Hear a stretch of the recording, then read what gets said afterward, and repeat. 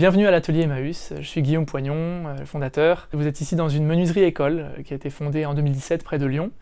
Notre mission, c'est de fabriquer des meubles et des agencements en ayant deux particularités très fortes. La première, c'est que on accueille dans cette fabrication des personnes qui sont envoyées par les structures d'action sociale pour s'initier au métier de fabricant de meubles, d'ébéniste. Et la deuxième particularité, c'est qu'on intègre au maximum de matières qui, sans notre intervention, seraient jetées pour réaliser nos créations. Le cœur du projet à l'atelier Emmaüs, il est social. On est revenu à des fondamentaux de l'artisanat qui sont vieux de 500 ans. Les anciens apprennent aux nouveaux en binôme. C'est ce qu'on recrée ici avec, pour chaque ébéniste professionnel dans l'atelier, un accueil d'une personne qu'on appelle chez nous les artisans apprenants, qui viennent pour 30 journées avec deux objectifs principaux qui sont d'intégrer notre petite équipe bienveillante et de se sentir utile, de prendre confiance en soi, et d'acquérir des savoir-faire techniques transférables à d'autres secteurs du bâtiment. Ce passage de 30 jours, il donne lieu à l'obtention d'une attestation personnalisée avec les compétences spécifiques que l'artisan apprenant a acquises chez nous et qu'on affiche fièrement dans notre atelier au vu de tous. En 2021, on ira un cran plus loin dans cette démarche sociale en portant un agrément d'entreprise d'insertion. J'ai démarré l'atelier Emmaüs en 2017 après un passage dans l'équipe d'Emmaüs France. J'étais là-bas chargé de mission traçabilité au sujet des DEA, les déchets d'éléments d'ameublement. À l'époque, en 2015, je me suis occupé de permettre à plein d'Emmaüs en France de s'équiper en matériel et en savoir-faire pour compter tous les meubles qui étaient collectés, compter tous les meubles qui étaient remis à la filière de DEA et compter tous les meubles qui étaient réemployés. Et à l'époque, ça m'a ouvert les yeux sur deux choses. La première, c'est qu'on peut toujours mieux faire en réemploi.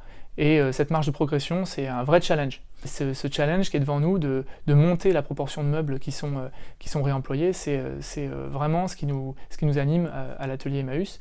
Et la deuxième chose sur laquelle j'ai ouvert les yeux en 2015, c'est que parmi toutes les personnes qui sont accueillies dans le mouvement Emmaüs et dans l'action sociale en général, il y en a énormément qui sont motivés à l'idée d'apprendre à transformer de la matière, à en faire quelque chose de beau et d'utile.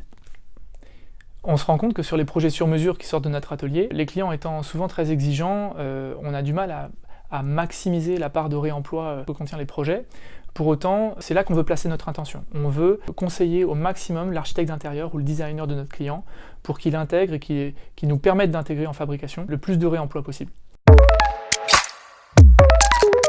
C'est là qu'intervient notre partenariat avec Valdelia, qui est l'éco-organisme qui collecte le mobilier professionnel. Valdelia nous permet de capter notamment en ce moment des plateaux de bureaux qui nous servent à refabriquer des mobiliers contemporains que l'on place sur des marchés et des appels d'offres très particuliers, comme par exemple celui des Jeux Olympiques de la ville de Paris en 2024.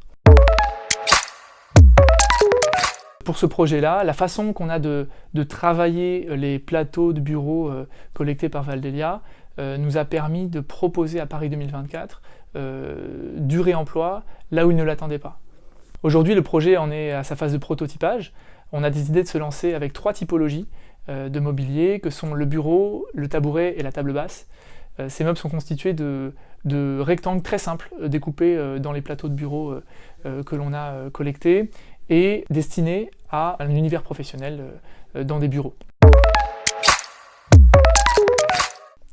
Dans les projets du moment, on a aussi ce projet qui est destiné à la chaîne d'hôtels Grit du groupe Accor. Il s'agit d'une grande table de lobby qui sera installée au rez-de-chaussée de l'hôtel. C'est elle qui accueillera les clients avec plein d'usages, aussi bien l'enregistrement que prendre un café. Elle est constituée de plusieurs types de matériaux de réemploi. On y retrouve des panneaux déclassés par les détaillants et l'industrie, mais aussi des déchets de scierie, comme la relève de châtaignier qui constituera tout le plateau. On est maintenant dans notre showroom qui présente à la fois notre activité de fabrication de meubles en série et l'activité de fabrication de meubles sur mesure. Nos objets en série sont au nombre de 6, le caisson Henri, l'étagère Lucie, les statuettes Smala, la lampe Georges, les patères et le dernier né, le cintre Gary. Le projet sur mesure que vous voyez ici est quant à lui très emblématique de notre façon de travailler avec 50% de matière neuve et 50% d'upcycling qui mélange du DEA, du déclassé industriel et des chutes d'artisans. Je suis Chloé Lemaitre, je suis designer et je suis également la cofondatrice du collectif Noyeux.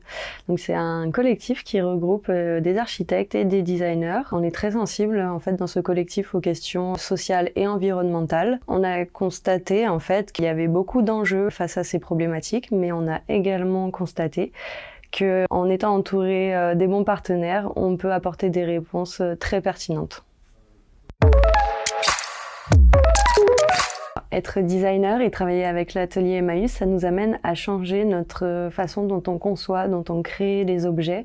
Parce qu'avec l'atelier Emmaüs, on réemploie en fait des matériaux qui étaient initialement destinés à la destruction. Ça nous amène en fait à nous questionner sur les usages, sur les besoins, autant pour les usagers, les utilisateurs finaux, que les besoins de l'atelier. Le collectif Noyeux et l'atelier Emmaüs travaillent ensemble depuis plusieurs années. C'est vraiment un partenariat qui fonctionne bien parce que y a de l'échange, de l'écoute.